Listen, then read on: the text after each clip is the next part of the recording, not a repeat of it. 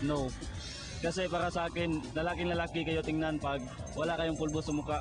Tingnan nyo ngayon sa publisidad, yung mga lalaki na naglalagay ng pulbos, di ba karamihan sa kanila mga bading?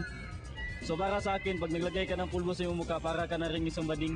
Okay lang kasi di naman yun magmamatter sa ating gender preference. Kasi nung tayo ay baby pa, nilalagyan tayo ng pulbos. At saka ngayon nasa adolescent stage na tayo, para sa akin, kailangan talaga maglagay ka ng powder para shine free yung face natin.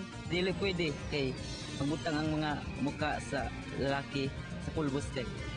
Angal na sa mga babae kay mga babae angay sa mga lotion sa mga pulbos ana.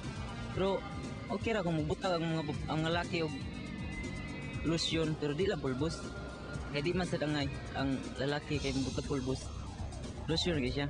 Okay lang maglagay ng pulbos kapag hindi umalis sa bahay at proteksyonan yung mukha mo. Okay lang para sa akin. Hindi naman karamihan na ang lalaki na bading maglagay sila ng pulbos. Di kailangan lalaki, kailangan babae. Di ko okay lalaki binayot. Okay ra kay para dili hamos tanawon ng mga dagway ng mga bati. Para dili hamos siya tanawon ba? Dili oily na.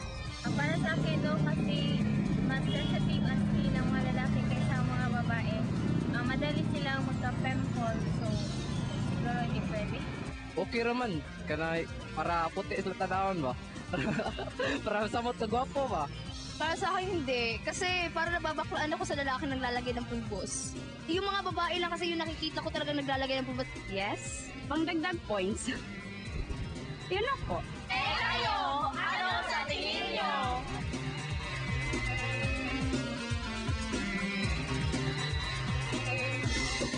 Ang Kabataan Express ay hatid sa inyo ng UNICEF.